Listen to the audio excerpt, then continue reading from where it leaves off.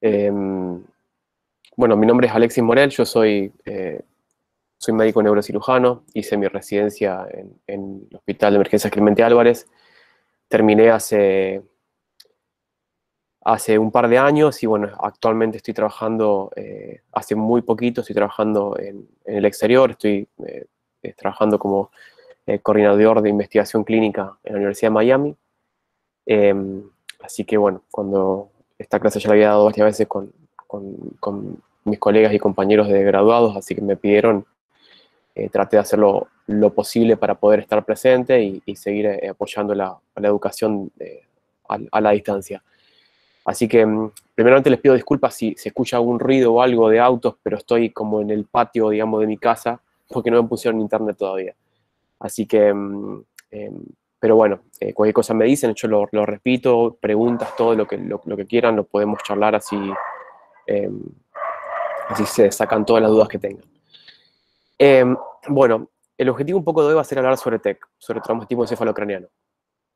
Es un tema que es bastante frecuente en cualquier guardia que vayan a hacer, eh, en cualquier práctica médica, por decirla, a menos se hace en consultorio, quizás no lo van a ver mucho, pero si trabajan en un hospital o en una guardia, siempre van a haber algún tipo de traumatismo encefalocraniano. La idea es un poco no repetir lo que dicen los libros, porque eso lo pueden leer ustedes tranquilamente, sino un poco contarles desde la experiencia cómo es el abordaje más práctico y qué es lo que tienen que saber y dónde tenían que estudiar un poquito más. Esta frase a mí me gusta mucho porque dice que el miedo siempre como que proviene de la ignorancia y esto pasa para muchas cosas. Y dentro del TEC es así.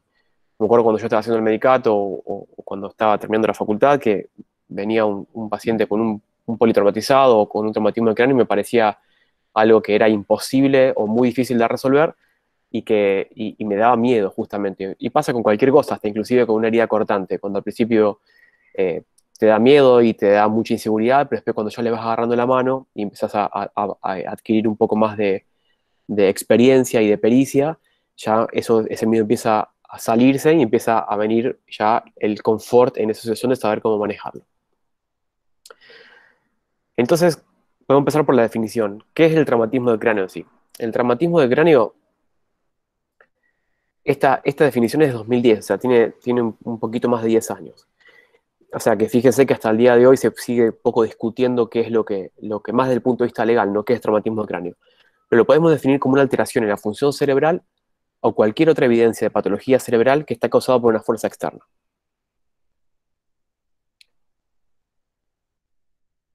Dos o tres cositas importantes.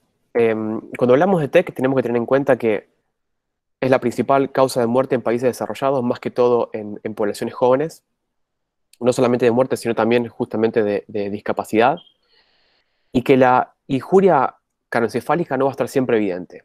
Les va a pasar muchas veces que va a venir un paciente con un deterioro de conciencia o en coma a la guardia y ustedes no van a tener el paciente que les diga que tuvieron un traumatismo de cráneo. O si no tienen muchos golpes y a veces no pueden no ser evidentes que no tenga un chichón, un moretón o una herida cortante en la cabeza. Entonces eso lo tenemos que tener en cuenta. Tiene una incidencia trimodal, eh, principalmente menores a 5 años, en adultos jóvenes y mayores a 75 años. En menores a 5 años, la causa más común justamente es los accidentes en el hogar. En Argentina, específicamente en Rosario, en ciudades un poco más grandes, también están los accidentes de tránsito, pero en menores de 5 años lo que más frecuente uno ve es el accidente hogareño. Hace un tiempo, por ejemplo, ahora la mayoría de los televisores son un poco más livianos, pero cuando eran esos televisores grandes y muy pesados, era común ver por lo menos un chico por mes en el Vilela con un traumatismo de cráneo grave o por lo menos moderado por un televisor. Así que eso ténganlo en cuenta. Y también los menores de 5 años no es lo más frecuente, pero puede ser también es de maltrato. En los adultos jóvenes, acá lo más frecuente son los accidentes de tránsito, por lejos, seguido justamente por los golpes, por una riña en la calle o por justamente por una agresión de una persona hacia otra, pero eso viene muy por debajo de los accidentes de tránsito. Y los mayores de 75 años, la causa más frecuente son las caídas. A partir de la historia, el traumatismo de cráneo tuvo una evolución y esa evolución se vio afectada justamente en el tratamiento por la disminución de la mortalidad y esto es relativamente nuevo. Esto tendrá más o menos unos 40 años aproximadamente en la década del 70, cuando empezaron a aplicarse protocolos basados en la evidencia y empezó a surgir, por ejemplo, el ATLS o el PHTLS, que inclusive vino un poquito después. Y antes de eso, todos los médicos y todos los cirujanos hacían un poco lo que le parecía. O sea, la evidencia que había era evidencia de expertos, o sea, una evidencia bastante baja. Entonces, si a mí me parecía que lo mejor era eso, yo lo escribía en un libro si era importante y la gente seguía mi consejo, ¿no? Después, cuando empezaron a aplicarse los protocolos basados en la evidencia, eso lo que nos trajo a nosotros es un poco que todos empecemos a trabajar de la misma manera y también permitió que cuando se hace investigación en trauma, se hace investigación de todos hablamos el mismo idioma. Eso justamente bajó muchísimo la mortalidad en los últimos 40 años. Lamentablemente, en los últimos 20 años se ha estancado bastante. Bien, yendo específicamente a TEC, podemos hablar justamente acá que las lesiones cerebrales se deben a dos causas. Y esto es un poco de la parte de fisiopatología, y es de un poco hablar de por qué se produce justamente la injuria cerebral y qué es donde nosotros tenemos que trabajar. Por una parte está la lesión primaria, y por otra parte está la lesión secundaria. La lesión primaria es la que se produce en el momento que se produce el golpe. Vamos a dar un caso práctico. Una persona que le pega un palo en la cabeza a la otra. En el momento que la persona le pega a la otra, en ese momento se produce una lesión primaria. Y eso va a producir justamente una injuria en el cerebro y en las partes adyacentes al cerebro. Puede ser una contusión cortical, una laceración cerebral, o más que todo, bueno, el hueso puede ser una fractura, una fragmentación ósea, o una fractura conminuta, o una fractura lineal. Puede producir daño axonal difuso, o puede producir contusiones de tronco o contusiones en otras partes del cerebro. ¿En qué se va a diferenciar las lesiones secundarias? En que las lesiones secundarias se producen después. Cronológicamente esto se va a producir después. Se producen por una fisiopatología diferente, ya que interviene, digamos, es la respuesta del cuerpo a esa lesión primaria. Se produce edema, aumento del flujo, justamente sanguíneo, y eso produce una mezcla entre un edema citotóxico y vasógeno, que lo que va a producir justamente es un aumento, no solamente en las partes blandas, que es lo que vamos a ver, sino también adentro del cerebro. Y eso va a producir un círculo vicioso de hipoxemia y de isquemia cerebral. Esto es muy importante que nosotros lo tengamos en cuenta para que podamos entender cuál es nuestro rol en el TEC. Como decíamos antes, cuando se produce el golpe, tenemos la lesión primaria. Y después, a partir de eso, tenemos la lesión secundaria. En este caso yo puse un chichón. Yo entiendo, el chichón está afuera del cráneo, o sea que no es una lesión cerebral en sí, pero es a modo de ejemplo para que lo puedan entender de una forma muy fácil, que cuando vos te golpeas, no te aparece el chichón al toque. Te duele, te aparece justamente el golpe, y después en el tiempo te aparece el chichón. Ese chichón es lesión secundaria. Entonces, básicamente lo que nosotros tenemos que hacer es trabajar sobre el chichón cerebral para que lo puedan entender más fácil. En el medio, digamos. Entonces, ¿a ustedes cuál le parece que tiene que ser justamente el lugar de atención? Ya sea el prehospitalario, el primer nivel, el segundo nivel o el tercer nivel de atención. La mayoría de las veces me dicen que tiene que ser el tercer nivel, pero no es así. El lugar de atención son todos. Todos son importantes y cada uno trabaja en cadena para que cuando tengamos que atender a un paciente con traumatismo de cráneo, el resultado funcional del paciente, el outcome del paciente sea el mejor posible. ¿Y por qué es importante esto? Porque desde que se produce la lesión primaria hasta que se produce la lesión secundaria, los primeros hallazgos de lesiones secundarias van a pasar segundos después del golpe. Pero esta lesión secundaria pasa hasta 2 semanas o 3 semanas después. Todavía sigue habiendo justamente parte aguda acá.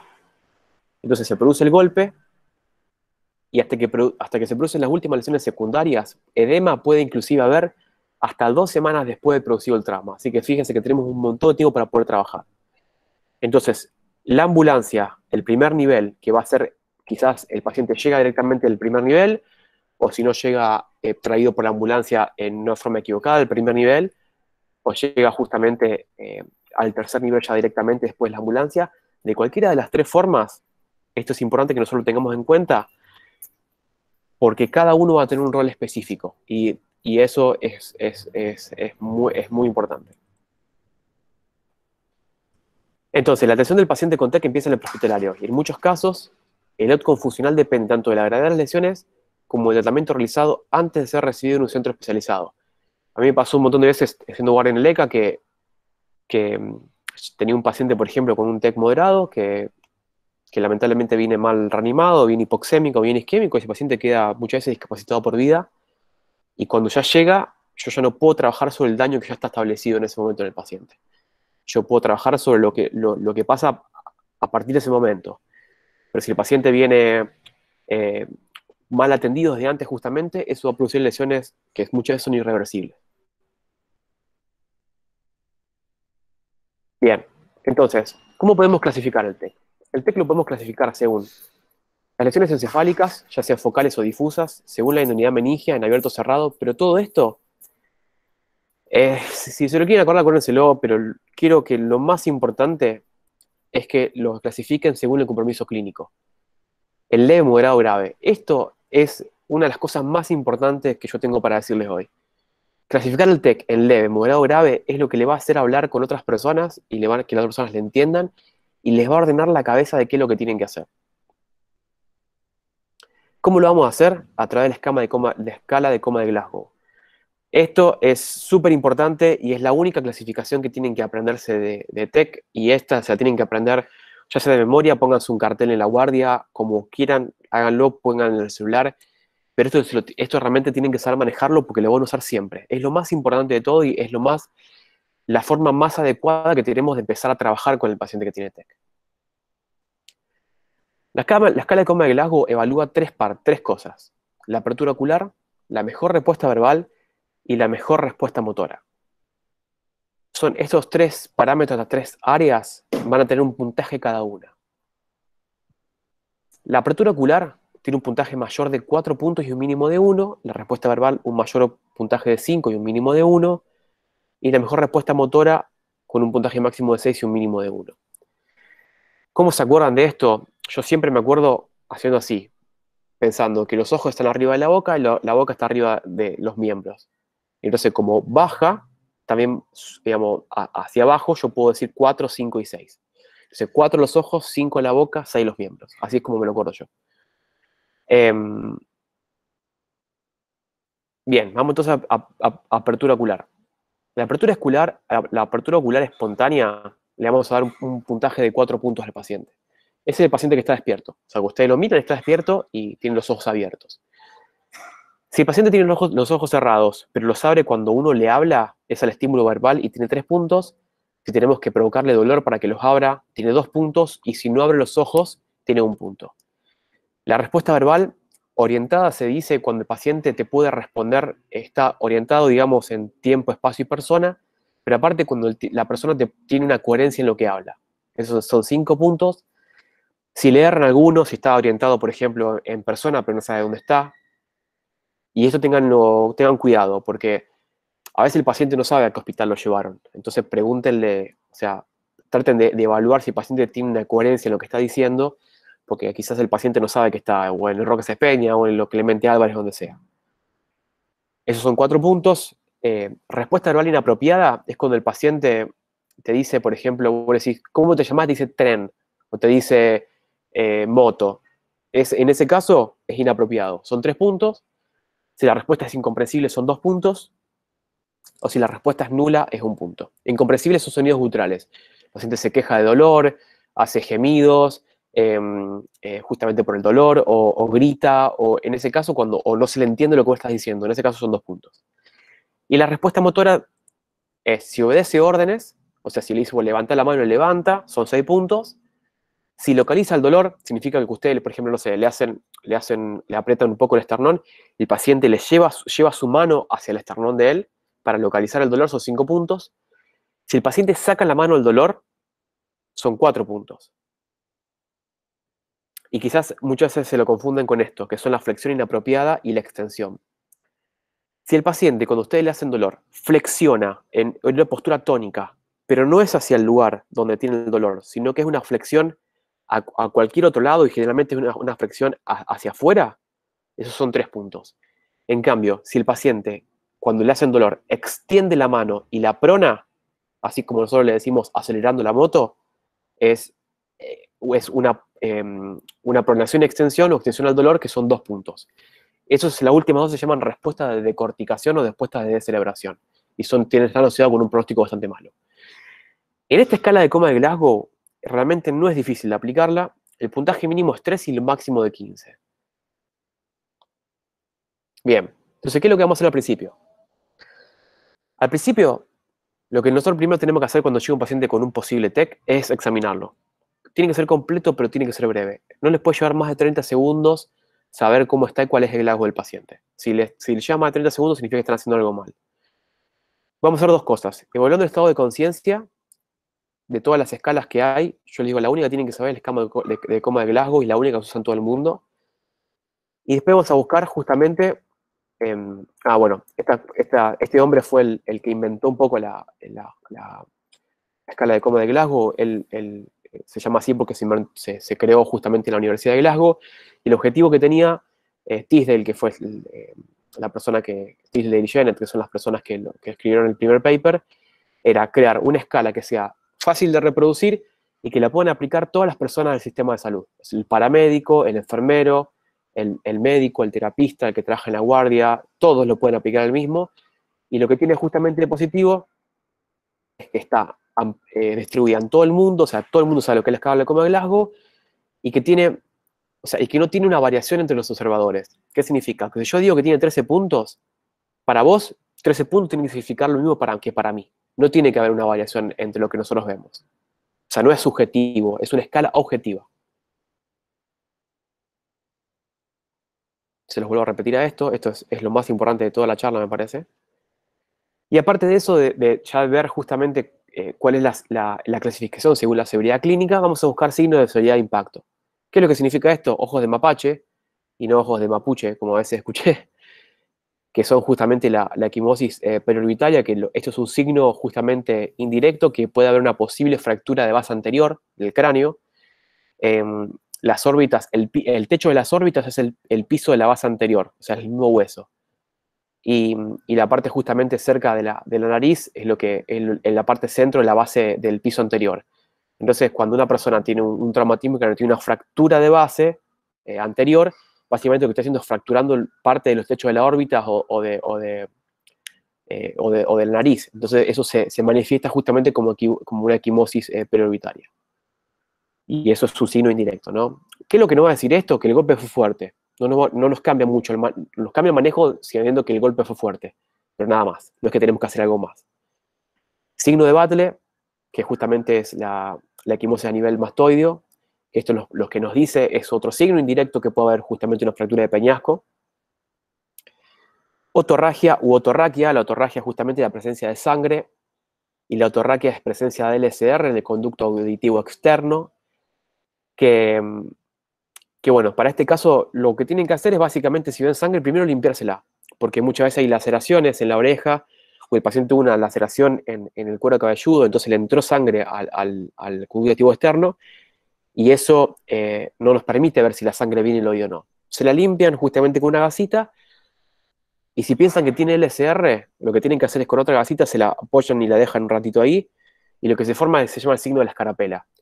El LSR impide que se coagule la sangre. Entonces van a ver una parte de afuera que está más oscura con sangre y una parte de adentro más clara, que esto lo que hace es la parte donde se diluye y por el LCR que es claro, e impide que se coagule. Es el signo de la escarapela. En Google hay un montón de fotos por esto. Bueno, otra cosa que tenemos que ver justamente es si el trauma asociado fue severo y cómo fue la cinemática. Obviamente no vamos a notar de lo mismo una persona que se cayó sobre la altura que un paciente que salió despedido del auto cuando iba a 150 en la ruta. Son dos pacientes totalmente diferentes y son cosas que sí nos interesan cuando nosotros, por ejemplo, interrogamos al médico de la ambulancia que venía o a un familiar o con la forma que tengamos. Bien. Ahora, esto es también súper importante que lo puedan tener en claro. Hay una sola forma de clasificar y estratificar el TEC en leve, moderado y grave, y es a través de la escala de coma de Glasgow. No hay otra forma. Si el paciente tiene 14 o 15 puntos, es leve. Si tiene entre 9 y 13, es moderado, y si tiene 3 y 8, es grave. Es la única forma. Paciente que tiene 15 puntos de Glasgow es un TEC leve. ¿Qué significa? Si el paciente tiene un hacha clavada en la cabeza pero tiene 15 puntos de Glasgow, es un TEC leve. Es un TEC leve con la hacha clavada, pero es un TEC leve, no es un TEC grave, porque tenga otros modificadores, ¿ok? Esto es re importante. Es súper importante porque lo que nosotros nos dice cómo tenemos que seguir con la atención del paciente es esta clasificación. No es si le pegaron un tiro, un hachazo o chocó con la moto. Es esta clasificación. Entonces, 14 a 15 puntos es leve. 9 a 13 moderado, 3 a 8 grave. Van a ver, por ejemplo, en el ATLS que 13 puntos lo incluyen como leve. Eso en algunos libros lo van a ver. En muchos otros no está así. Para nosotros lo mejor es que 13 esté moderado, porque la mortalidad es mucho más alta que en los pacientes con 14 puntos. Esto es importante. Esto tiene que ser valorado previo a la utilización de pseudoanalgesia o intubación orotraqueal, porque si no pierde valor esto. ¿Qué significa? Si el paciente estaba excitado en la ambulancia y el médico de la ambulancia le hizo un midazolam para que se calme, el Glasgow que ustedes van a evaluar en la guardia no es un Glasgow fidedigno, porque el paciente está bajo pseudoanalgesia. En ese caso, se tiene que tomar como entre comillas porque el paciente tiene una sustancia que lo hace que le baje el Glasgow. O sea, es para eso que uno lo hace. Entonces, lo mejor es que se evalúe previo. En ese caso, si les pasa, ¿qué es lo que tienen que hacer? Y preguntarle con qué Glasgow estaba antes el paciente para poder seguir monitorizándolo luego que se aplicó esa medicación.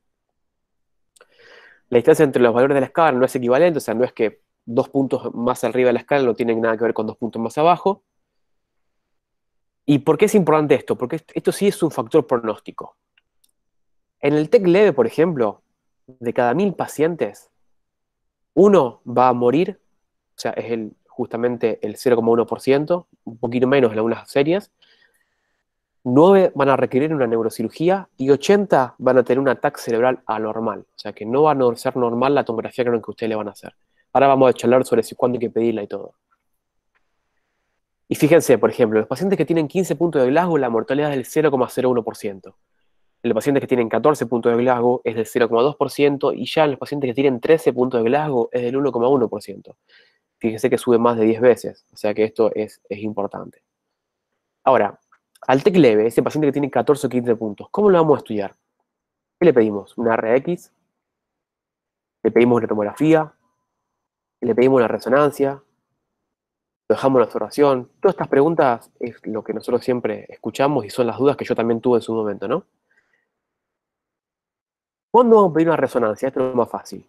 Básicamente nunca.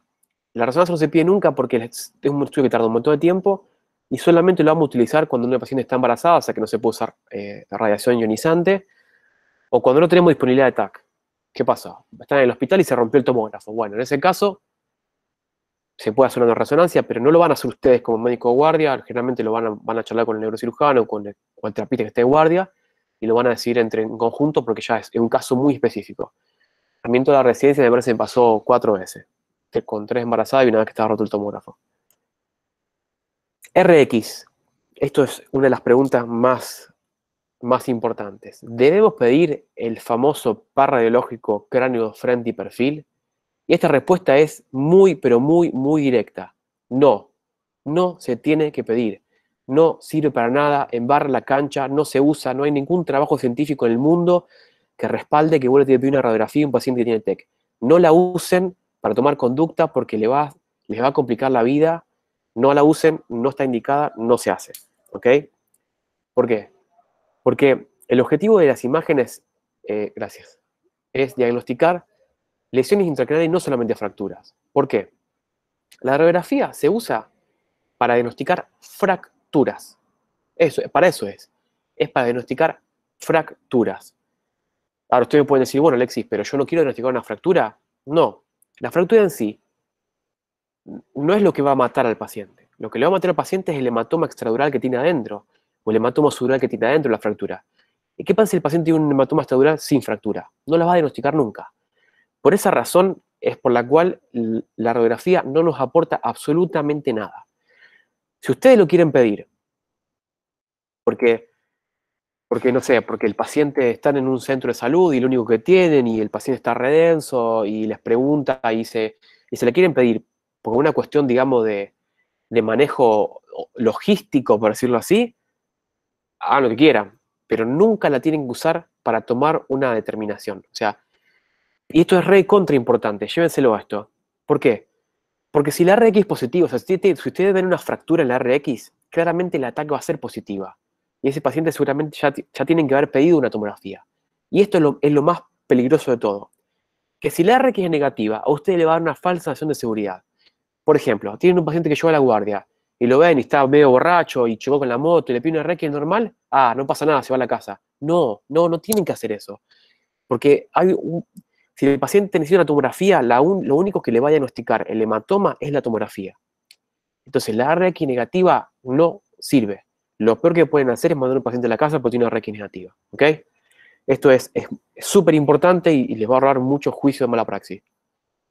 Aparte de otra cosa muy importante, como yo no lo veo de afuera. Veo generalmente al médico que está haciendo la guardia, que muchas veces no lo tiene mucha experiencia, y lo veo mirando la radiografía y de afuera se ve así, básicamente. O sea, no tiene ni idea de lo que está viendo, no sabe qué es lo que es sutura, qué es lo que es fractura, están todas imágenes superpuestas. O sea, es realmente, no la usen porque no sirve para nada, ¿ok? No la usen porque no sirve para nada, no le va a ayudar nada y no se usa y no está apoyado por la radiografía en ningún lado.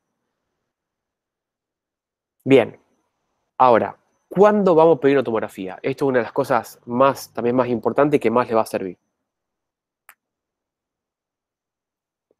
En los últimos 20 años se hicieron básicamente dos estudios muy importantes que lo que hicieron fueron ver cuáles son los signos clínicos que yo tengo que tener en cuenta para ver si un paciente yo tengo que pedir una tomografía o no. Hay dos. Este es el New Orleans City Health Rule Study, que se hizo en el 2000, y después hay otro que no me acuerdo el nombre, pero se hizo en el 2001 el otro también, y los dos son muy parecidos. Este fue el que nosotros usamos casi siempre en el DECA. Cuando un paciente tiene uno o dos más factores de riesgo de estos, hay que pedir una tomografía de cráneo. ¿Cuáles son los dos? Persistencia de un Glasgow menor a 15 luego de 2 horas de producido el accidente. Esto es difícil a veces medirlo, o sea que lo pueden tomar que el paciente cuando le llega a la guardia tenga un Glasgow menor a 15, o sea, un Glasgow, por ejemplo, de 14 o de 13. Tengo una sospecha de fractura abierta deprimida, un paciente que a ustedes le parece que tiene una laceración, por ejemplo, y que tiene una fractura debajo, cuando la tocan o cuando, no sé, se ve, tiene una sospecha justamente por eso, no porque les pidieron la radiografía, sino porque les parece a ustedes que pueden tener una fractura de hundimiento, por ejemplo. Signo de fractura de base del cráneo, que fue lo que vimos antes. 2 o más episodios de vómitos. Edad mayor a 65 años. Esto es algo que también es importante porque el paciente tiene mayor a 65 años, tiene un menor volumen cerebral. Entonces tiene más probabilidad, por ejemplo, de producir un hematoma subdural, subagudo. Y generalmente tiene mayor comorbilidad y una mortalidad mayor. Amnesia retrógrada mayor a 30 minutos. Esto es lo más difícil de medir y eso, si no lo quieren tener tanto en cuenta, tampoco es tan importante. Porque la amnesia retrógrada lo que significa es que el paciente no se acuerda más de 30 minutos de lo que pasó hacia atrás, digamos. Entonces, eso es muy difícil porque usted le van a empezar a preguntar si el paciente se acuerda de lo que le pasó y usted imagínese que el chocó con la moto, no sabe bien qué fue lo que pasó en el choque, estuvo tirado en el piso, vino la ambulancia, caos, grito de gente, o sea, el paciente está medio en shock, entonces es posible que no se acuerde de lo que le pasó. O una cinemática de trauma severa. Si tiene uno más de factores de riesgo esto, hay que pedir una tomografía. Fíjense cómo en estos pacientes, la pérdida de conciencia no es un factor de riesgo. ¿Y por qué es importante esto? Porque la pérdida de conciencia es difícil de evaluar muchas veces. No es algo que es fidedigno. Porque el paciente muchas veces, ¿qué es lo que yo veo muchas veces en la guardia? ¿Te acordás de todo lo que pasó? No, te dice. ¿Y por qué es lógico que no se va a acordar? ¿Perdiste el conocimiento? Sí.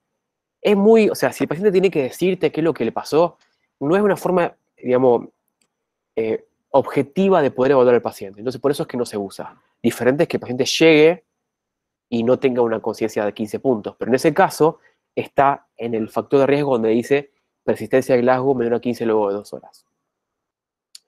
¿En qué pacientes no van a poder aplicar esto? Embarazadas, lógico, porque no se le puede hacer tomografía. En pacientes pediátricos, cuando el paciente consultó por un traumatismo más de una vez. ¿Por qué? Y porque en estos casos, en estos estudios no se utilizaron esos pacientes. Si aplicamos estos factores de riesgo para pedir una tomografía, este estudio, me parece que se hizo con 15.000 pacientes, tuvo un 100% de sensibilidad para requerimiento de neurocirugía. Así que fue recontra sensible esto, o sea que anduvo muy bien. Ahora, ¿cuándo el paciente lo podemos mandar a la casa sin hacerle nada? Esto lo escribió Previliano, que es ahora el director del Hospital Fernández en Buenos Aires, y lo escribió en un libro que se llama Neurointensivismo, que a mí me gusta mucho, si lo quieren, ya es un poco viejo, pero está muy bueno, que dice, se puede prescindir de la internación. Es decir, que no tenemos que internar al paciente. No tenemos que hacerle un diagnóstico, o sea, un procedimiento diagnóstico. No tenemos que hacerle radiografía, ni TAC, ni nada. Ni tampoco tenemos que dejar en observación a los pacientes que tienen 15 puntos de Glasgow, que tienen un examen neurológico normal y no tienen factores de riesgo.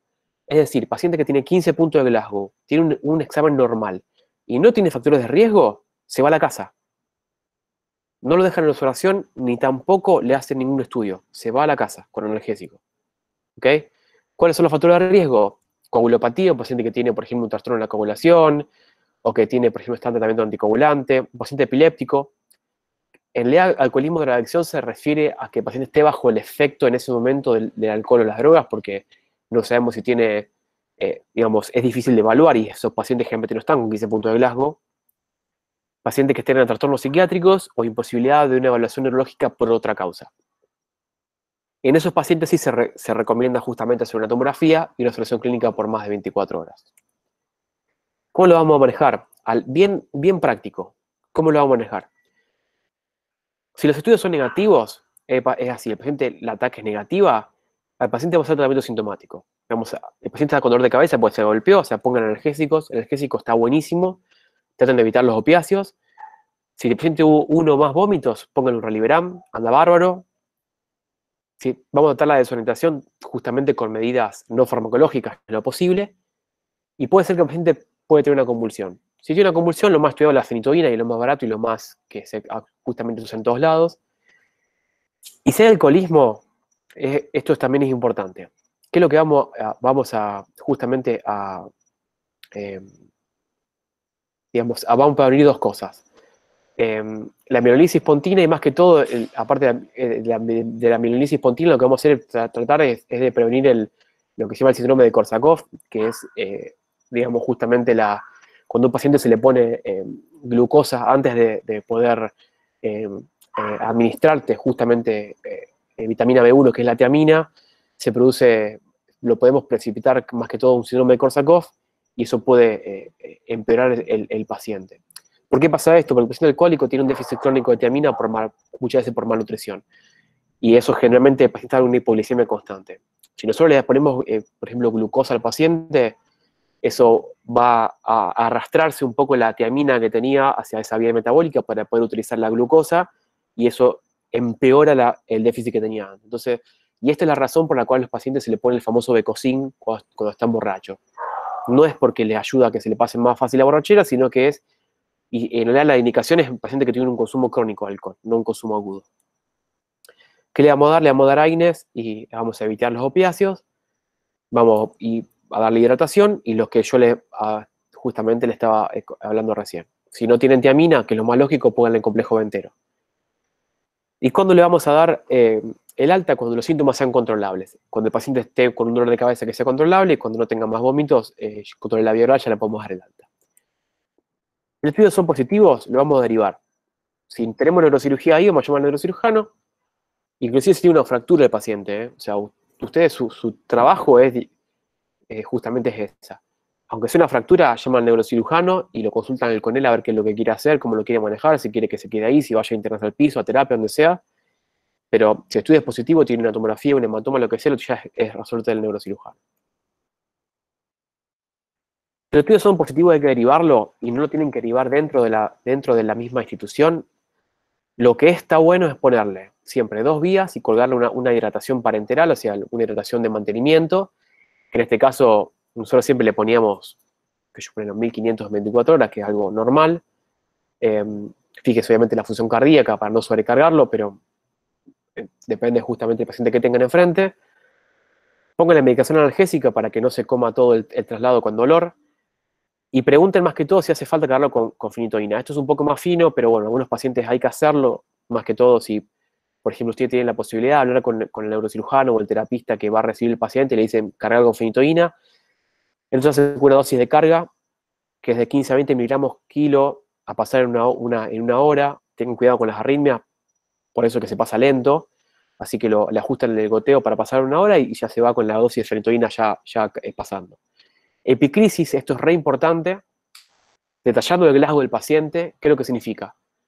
Que cuando ustedes lo van a derivar, tienen que detallar, por ejemplo, así, yo se lo digo bien en criollo y ustedes después lo redactan mejor. El paciente entró con 15 puntos de Glasgow y a las 2 horas tiene 13. Eso es súper, súper importante, súper importante. Porque si el paciente entró con 15, tiene 13 y yo lo veo con 11, cuando me llega a mí significa que está deteriorando, yo tengo que entrar al quirófano posiblemente.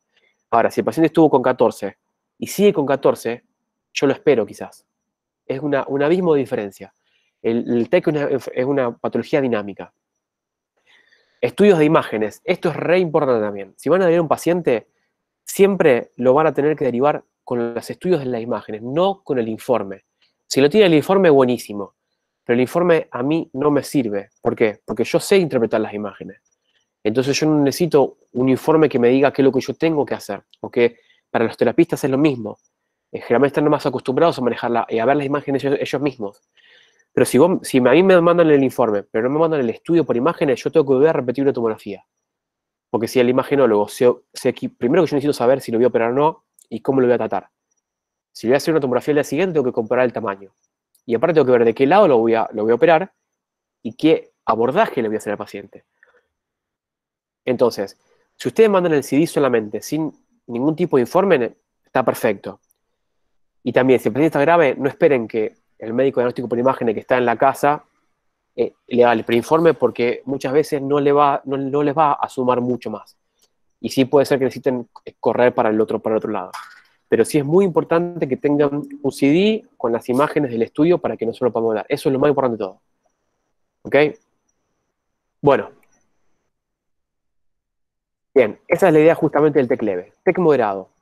El TEC moderado básicamente es un gris. ¿Qué significa? Que se mantiene moderado hasta que pasa a ser o leve o grave. Leve pasa a ser cuando pasa 14, 15 puntos, paciente que entró con 13 puntos y le evalúan de vuelta la hora y está con 15. Bueno, ese paciente fue un moderado que evolucionó hacia un TEC leve. En algunos casos se puede llegar a mantener en moderado, pero es muy raro.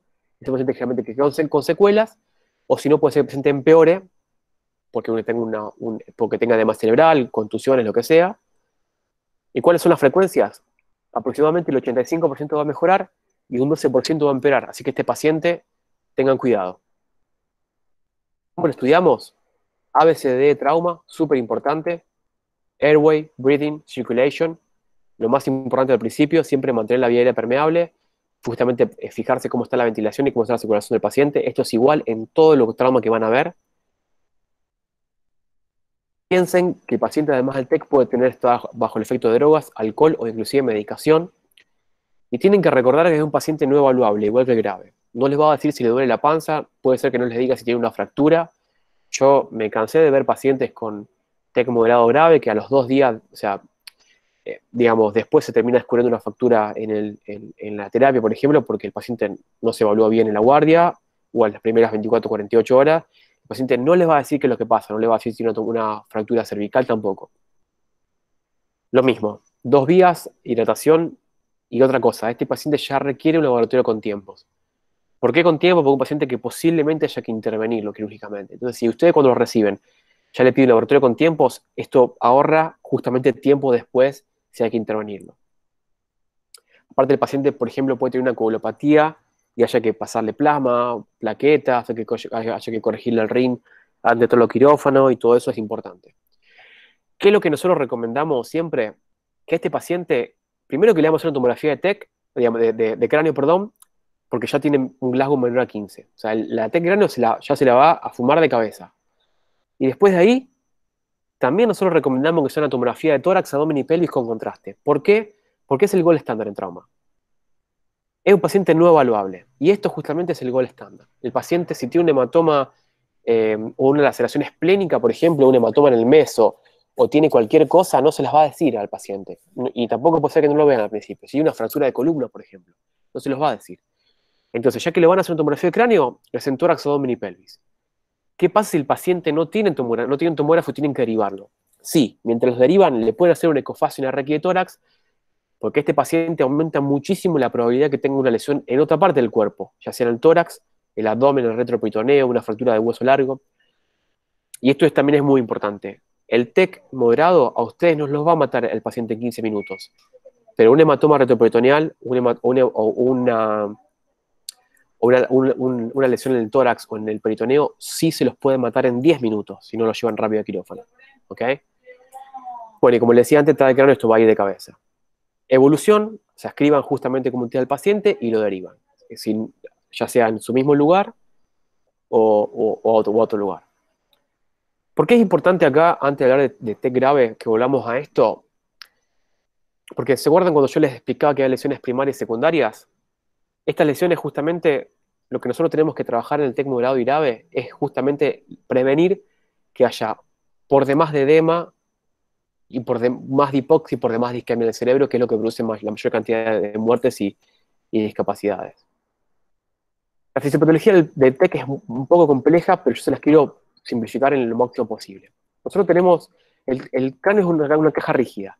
Tenemos sangre venosa, sangre arterial, parénquima cerebral y SLCR. No hay otra cosa ahí disponible. ¿Y qué significa? Que si yo tengo, básicamente tengo esos 4 compartimentos. Si yo le pongo un quinto compartimento, como puede ser un hematoma, por ejemplo, el cerebro no se puede expandir, o sea, el cráneo no se puede expandir como el abdomen. Entonces va a empezar a empujar. No puede empujar tanto volumen arterial porque si no el cerebro se terminaría isquemiando, entonces va a empezar a sacar el SDR y empezar a comprimir el parénquima cerebral. Y la presión intracraniana va a subir. Si esta masa, y eso es algo que justamente va a ayudar a compensar la PIC para que no sea la presión intracraniana para que no sea tan alta, ¿no? Y ha empezado a salir un poco de volumen venoso. Si esta masa sigue aumentando, va a eliminar casi todo el SR que hay, va a empezar a comprimir un poco casi todo el volumen venoso y va a preservar el volumen arterial y el parénquima cerebral. En este momento ya la PIC está descompensada y empieza a subir. Esto justamente es lo que hace que nosotros no muramos al instante, por ejemplo, cuando tenemos un hematoma, ¿no? Cuando empieza a subir la PIC es donde empieza a haber justamente falta de flujo cerebral y vamos a empezar a tener un montón de problemas. Todo lo que nosotros vamos a hacer entre la lesión primaria y la secundaria es asegurar de que el cerebro pueda tener una buena irrigación cerebral. Eso es lo más importante de todo. ¿Y cómo lo tenemos que razonar a esto? Básicamente lo que nosotros tenemos que lograr es que el paciente le llegue el agua al tanque. La presión de perfusión cerebral es igual a la presión arterial media menos la presión intracraniana. ¿Qué significa? Que la presión de perfusión cerebral tiene que ser mayor a 60 para que el cerebro se pueda justamente perfundir de una forma adecuada. Entonces, la presión arterial media, que es la que nosotros vamos a tener a nivel del corazón, si nosotros le restamos, lo que va a hacer justamente el corazón es mandar sangre hacia arriba. Si nosotros le restamos la presión que está dentro del parénquima, nos va a dar justamente cuál es la presión que el cerebro está recibiendo efectivamente, ¿no? La PAM, tenemos la PIC y la PPC. ¿Cómo lo podemos razonar a esto? Que si la PAM, por ejemplo, es de 90, ¿no? Y la PIC es de 10, la presión de perfusión cerebral es de 80. Significa que es adecuada. ¿Y por qué es importante saberlo esto? Por 3 cosas, básicamente.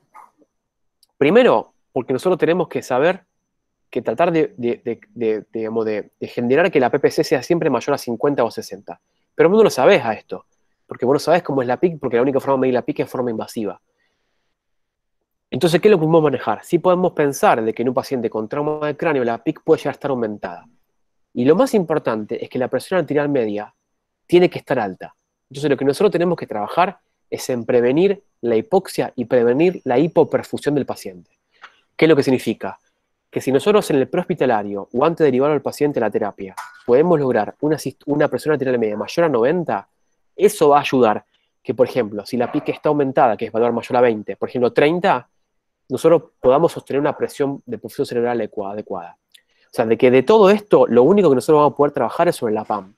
Y esta es la razón fisiopatológica por la cual el prehospitalario es tan importante. Quizá le hice medio un lío en este sentido, pero espero que lo hayan entendido con que lo importante es que le llegue el agua al tanque, ¿no? O sea, que lo que nosotros tenemos que asegurar es que la PAM sea adecuada. Ya sea reanimándolo, expandiendo al paciente con fisiológico, pasándole sangre, con inotrópicos, con lo que sea, ¿no? Para que usted tenga una idea, el TEC grave tiene entre 14 y 40% de mortalidad en centros especializados. Lo que van a tener que hacer justamente es un ABCDE, como en cualquier trauma, como venimos hablando recién. Todo es igual, es un paciente no evaluable, van a hacer exactamente lo mismo que con el TEC moderado, le van a hacer también una tomografía de tórax. Acá es importante porque el paciente ni siquiera les va a poder hablar.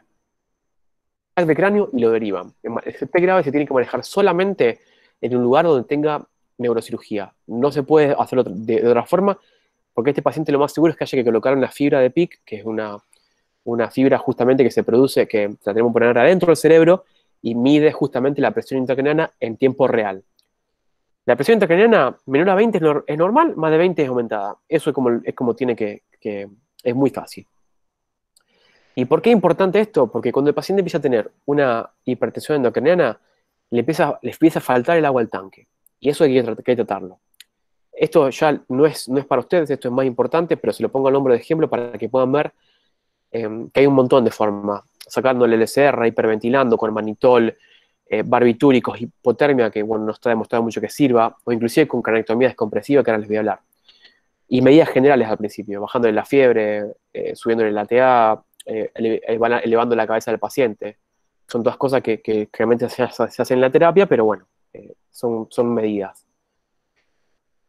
Si esa presión intracraniana empieza a aumentar demasiado, el paciente, la presión de perfusión cerebral empieza a bajar, y cuando empieza a bajar, el cerebro se empieza a morir, básicamente. Para que esto no pase, lo que nosotros tenemos que hacer muchas veces es abrirle la cabeza al paciente, sacarle un pedazo de cráneo, y esa caja cerrada, que estaba cerrada y que no permitía expansión, la convertimos en una caja abierta. Eso básicamente es lo que hacemos nosotros para tratar de que el paciente no se muera, ¿no? Esto es una medida de salvataje. Así que fíjense que si nosotros fallamos, lo que le podemos generar al paciente, ¿no? El cerebro queda así, queda horrible. El cerebro tiene que ser todo blanquito, como está acá, más o menos. Este es un cerebro que tiene hemorragia subaracnoidea, contusiones, que esto todo rojo, un cerebro enojado, como nosotros le decimos. Esto es hueso que ven acá, hueso cortado, y esta blanca que van a ver es la dura madre. Esto que van a ver acá, amarillo, estos son bailarinas. La misma de la cocina, que ustedes usan muchas veces, bueno, es la misma que se usa en quirófano y es la que se esteriliza y se puede usar porque no se puede aspirar la sangre directamente del cerebro con un aspirador. Tenés que sí o sí poner un cotonoide y como es muy caro, se usa bailarina en quirófano. Bien, vamos a ver un poquito de TAC ahora. Esto es una tomografía normal, esto es el piso de la fosa media, acá está apoyado el lóbulo temporal, esto es fosa posterior, esto es el cerebelo, cuarto ventrículo y esto tronco encefálico, esto serían lo que son las cavidades orbitarias, y esta tomografía es normal. Lo blanco es hueso, lo gris es parénquima cerebral y lo negro es LCR. Una de las cosas que tienen que ver justamente siempre, que ya después lo van a mí ni me saber tomografía porque está bueno y una vez que lo aprenden van a darse cuenta al toque si algo anda mal, es línea media. Justo en este corte no logré poner los ventrículos laterales, pero acá se está viendo la parte más posterior, pero esto en línea media está centrada. Si está desviada, significa que hay un problema, ¿no?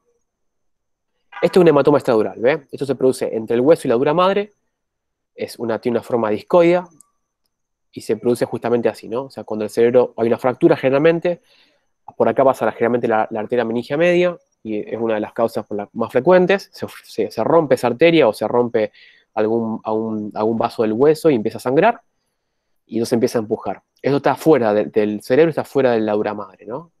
Acá pueden ver la fractura, ¿no? Como está acá.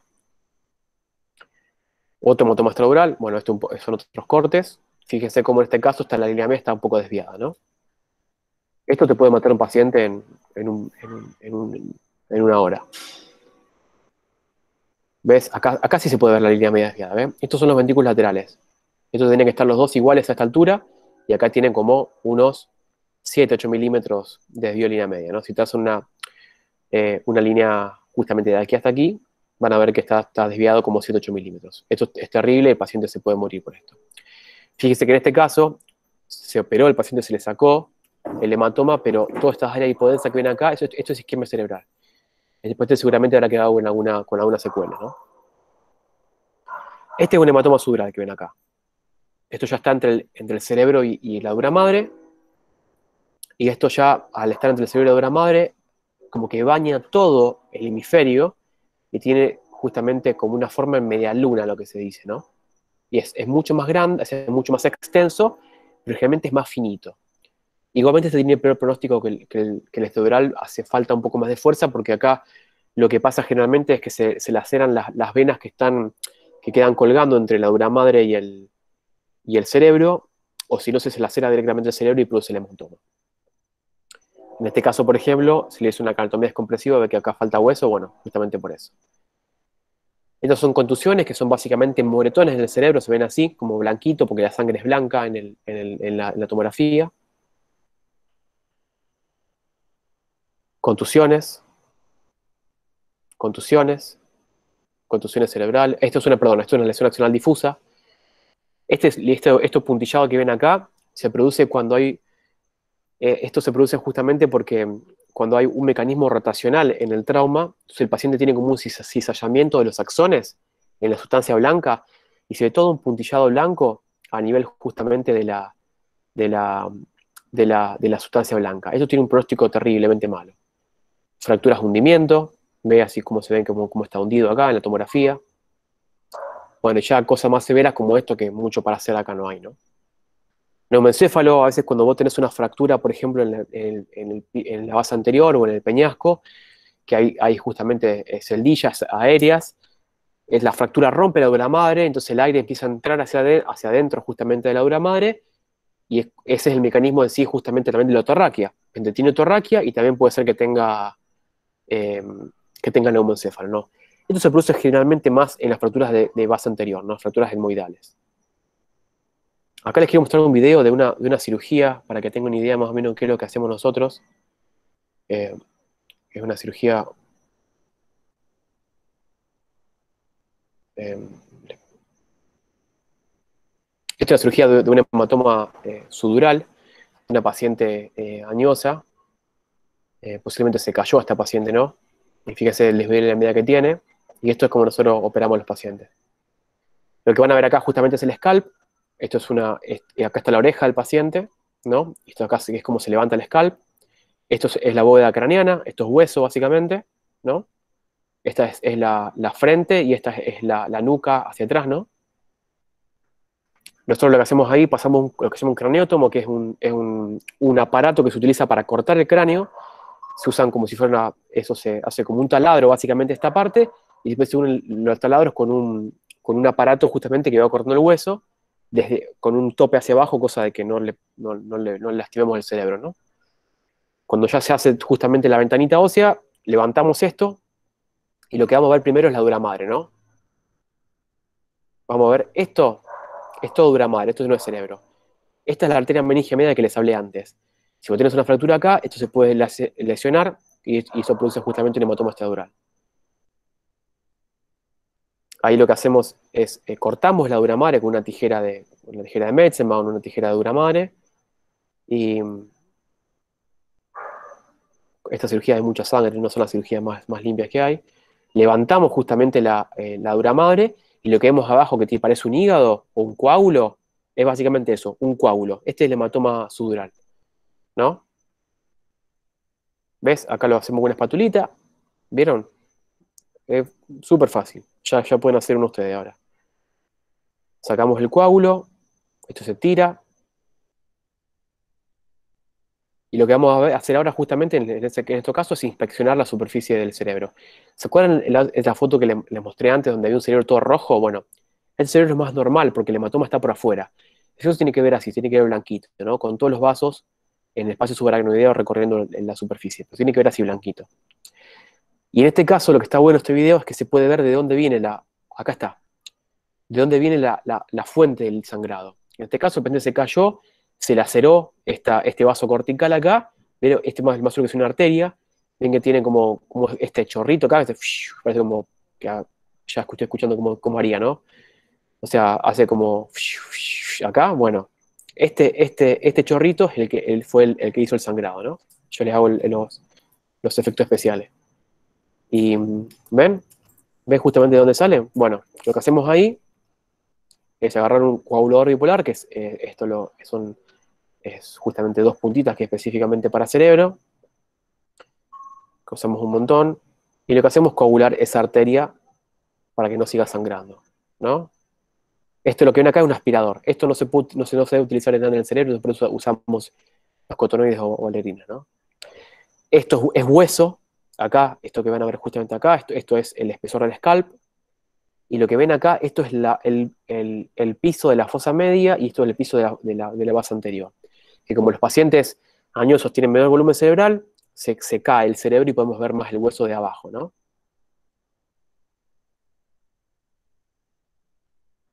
Ahí coagulamos y ahí quedó hermoso, ¿ve? El cerebro sin ningún tipo de sangrado, y ahí volvemos a tirar la dura madre, se sutura justamente con una sutura especial y se vuelve a poner el hueso con plaquita de titanio o con lo que tenga, según si tiene, qué oracional tiene el paciente, lamentablemente, y, y después se vuelve justamente a poner el scalp y se hace, y se vuelve a suturar y el paciente se va, si anda bien, se va a la casa, ¿no?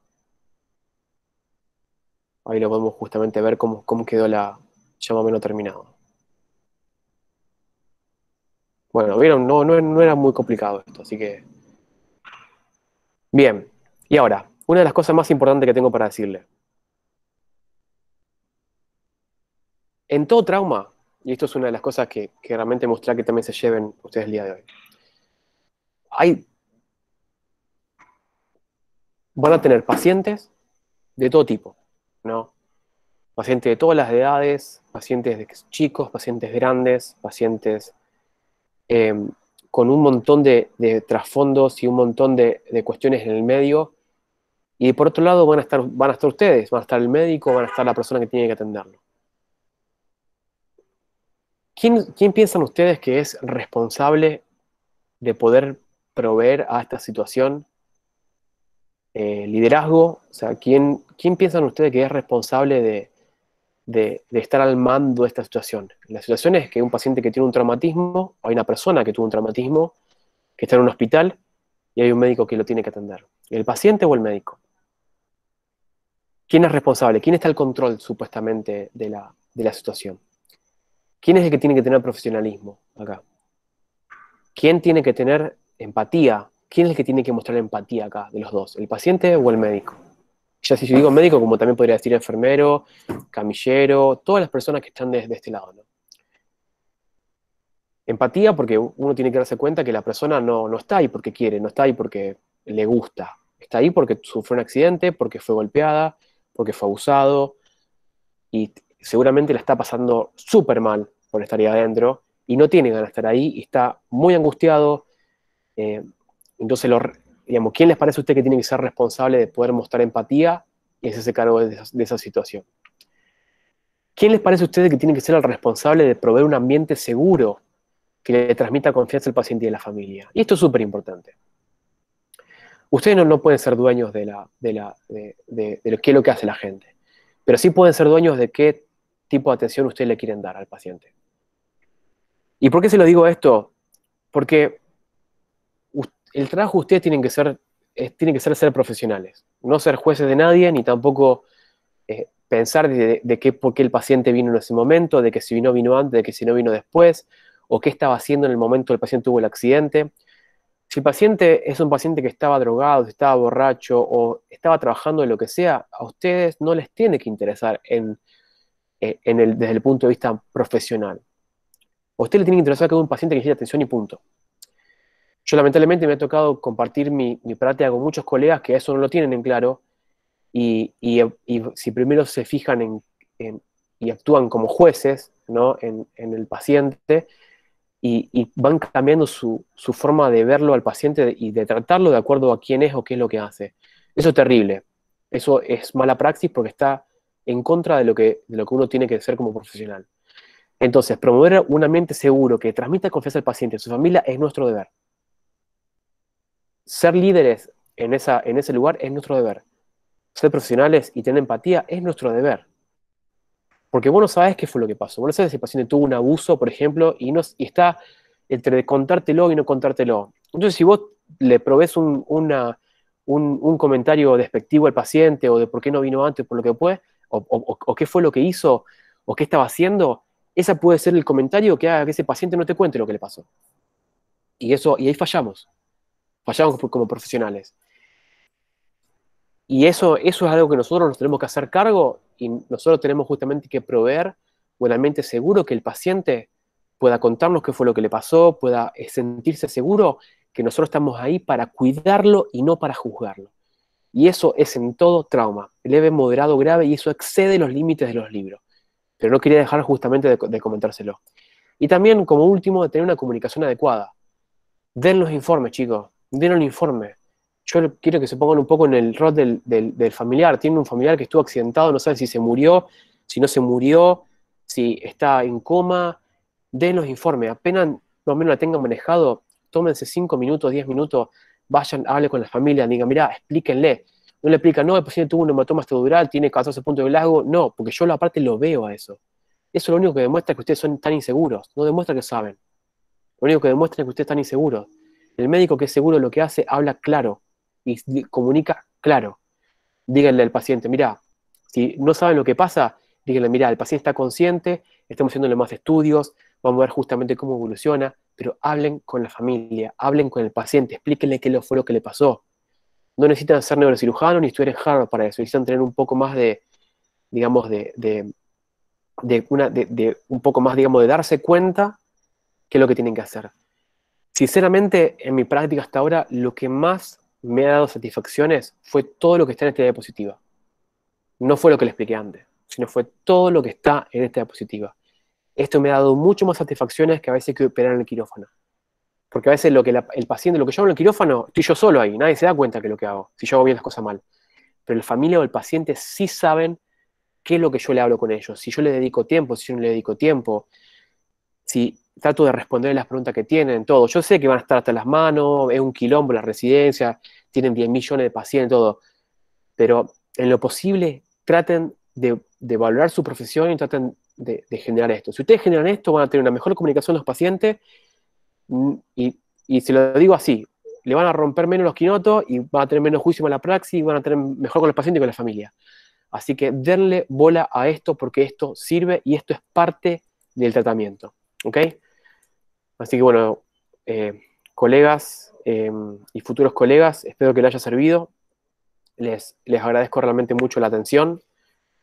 Y más que todo, espero que les haya servido. Acá tienen mi mail, tienen mi Instagram, que este es profesional. Esto justamente es donde yo trabajo, donde estoy trabajando ahora. Si alguno, este es el Hospital Universitario de Miami, esta es la Universidad de Miami. Hay muchísimas especialidades médicas disponibles. Si alguno quiere, yo sé que ahora por el tema de la pandemia y está en una situación media complicada económica para poder rotar, pero si alguno está interesado en saber qué es lo que hay disponible o eh, hay muchas aplicaciones justamente educativas gratuitas, inclusive ahora con el tema de la pandemia se han flexibilizado, así que hay inclusive algunas en español. Así que si alguno está interesado, escríbame ya sea por Instagram, mande un mail. Yo más que contento de poder ayudar a alguno de ustedes y espero sinceramente que esta clase le haya servido. Bueno, Ale, la verdad que me encantó la clase, siempre te digo lo mismo. Lo único que te iba a pedir es si puedes poner en el cartelito ocultar el Hive, porque no se ve el mail, justo lo tapa el cartel. Porque estaba... Ahí está. Ahí está, sí, sin ocultarlo y se va. Mira, me di cuenta. Nada, no importa, pero justo es donde está el mail. Bueno, me encantó la parte final del tema de ser jueces y poder comunicarse bien con el paciente. Yo trabajo en la guardia y realmente se ve que hay colegas que dejan 2, 3 horas, 4 esperando al familiar para un informe y también se ve el tema de ser jueces antes de médicos. Así que me encantó y siempre lo recalco en todas las clases. Y bueno, te digo algunas dudas, que son Sí, poquitas. Así que todas. espero que no son pocas porque significa que se entendió. O no entendieron nada. Igual ya lo hablaste, son preguntas que fueron antes pero como para reforzar, ¿qué pasa en el caso de que un paciente llegue bajo efectos de alcohol o alguna otra droga, ya que puede alterar alguna parte de la evaluación de la escala de Glasgow? Sí, buenísimo. Mira, en ese caso, si ustedes lo sospechan, esto, mira, me parece excelente la pregunta porque no lo expliqué bien eso.